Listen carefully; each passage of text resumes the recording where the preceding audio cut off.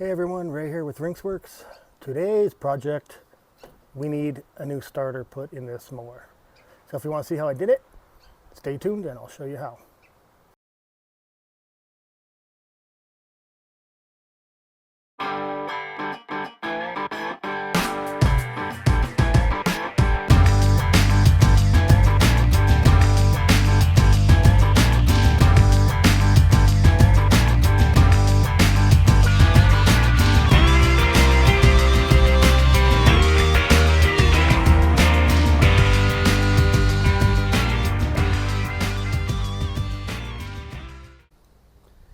Alright, different project today. I got this Craftsman riding mower. It won't start. I know the battery's charged, and I'm going to show you what it's doing real quick, and then I'll show you how we're going to troubleshoot and fix it.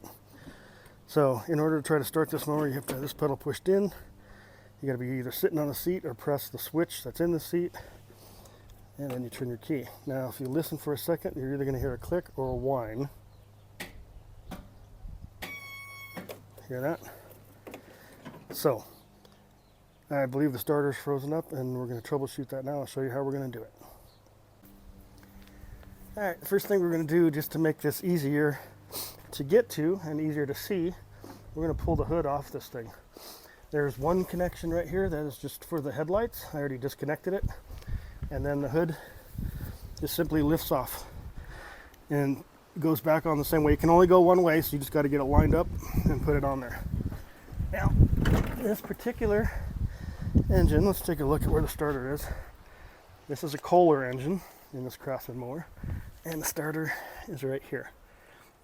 Now, this is the wire that brings the 12 volts in to actuate the starter, and the ground is just itself being bolted to the engine. So what we're going to do is we're going to first make sure that we're getting 12 volts here properly, and then that whining that we heard, which I'm sure is the starter, but we want to make sure it's not something else. So let me get set up and we'll pull that off and I'll show you how to test it. Alright, so let's get the wire off the starter here. I checked it already to make sure there was no voltage there. So we're not going to get hurt. You just put your voltmeter on DC volts. Ground one side of the meter. And then I hope you can see the meter. There's a lot of glare with the sun. But there's no voltage there.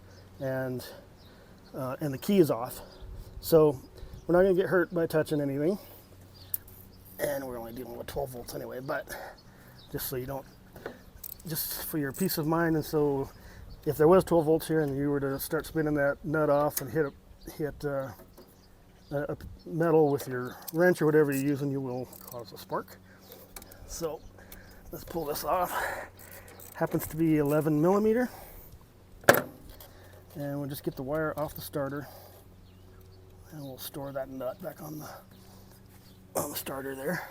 Now I'm going to attach my voltmeter lead to that starter wire, and I don't know if you can see the meter or not because there's so much glare out here. I'm going to see if I can't zoom this in onto the meter right now when the sun's not too bright.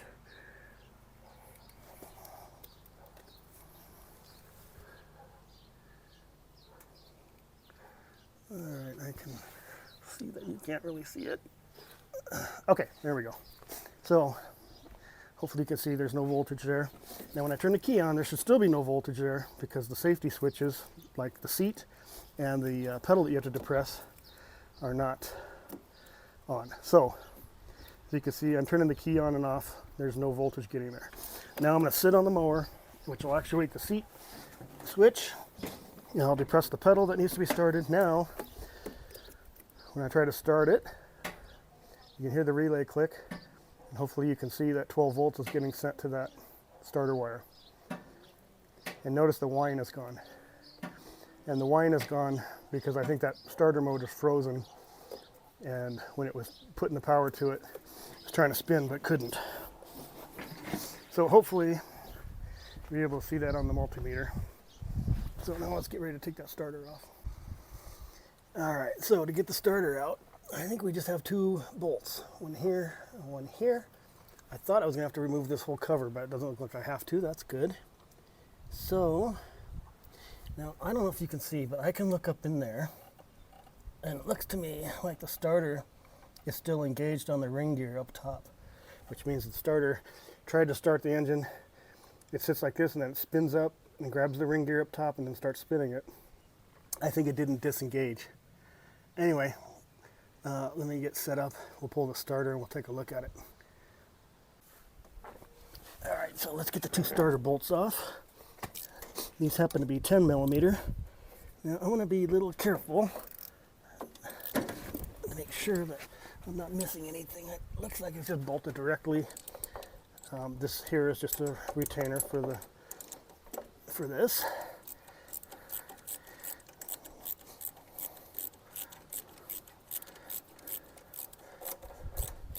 So we'll get this one off.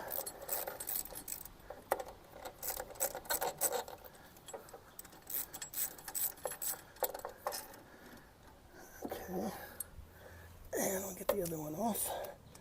Once it starts to loosen up, I'm just going to make sure that, I might have to get a bigger ratchet. There we go. Okay, so you can see the starter is loosened up now. So I get this bolt out. Make sure nothing else is going to fall out of there.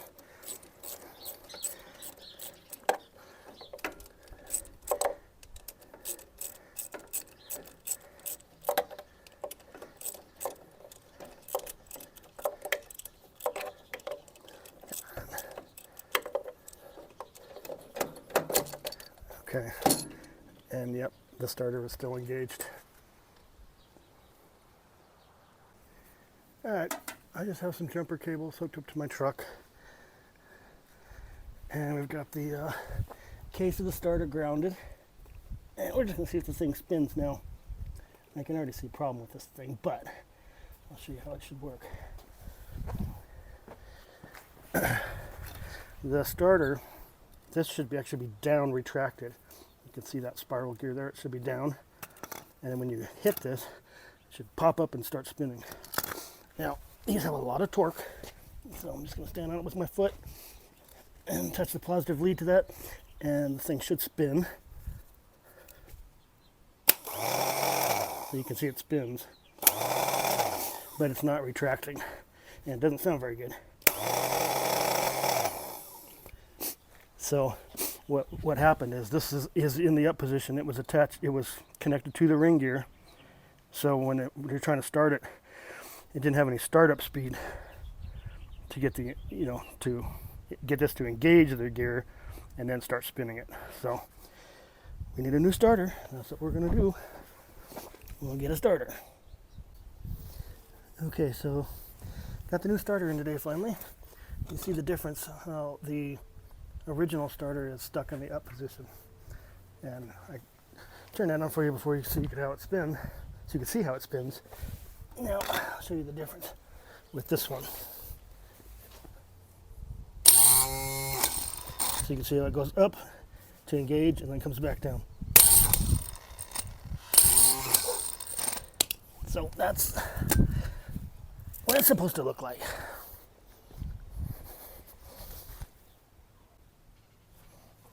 Okay, let's put the new starter in. This is pretty much foolproof. It can only go one way. And if I can do it, believe me, anybody can, because I'm not a fool. Alright, so let me just get the bolts lined up.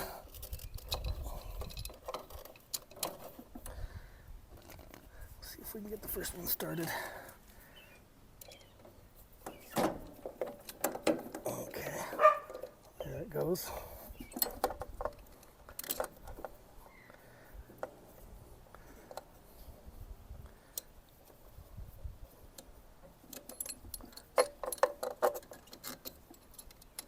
There we go. Okay. We'll get this one lined up and started.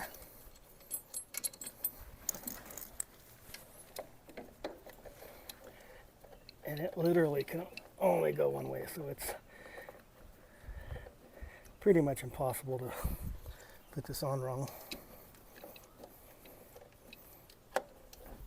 Okay, got them started.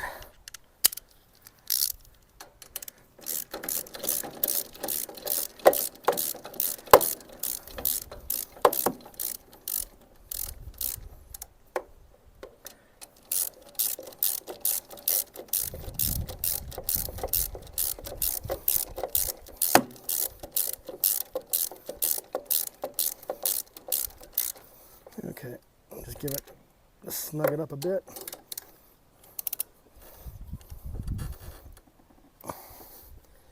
Okay, so that's it.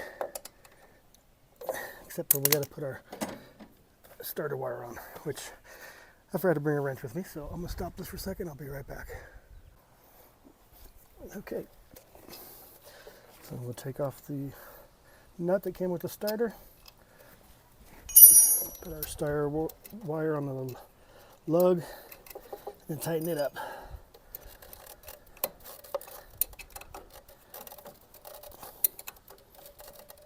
All right, that is that. Only one thing left to do.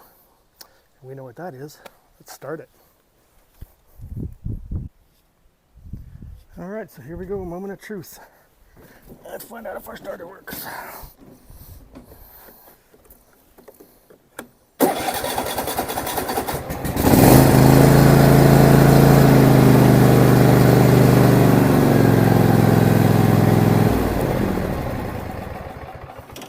Okay, that was a success. All we gotta do now is put the front end on and hook the lights back up.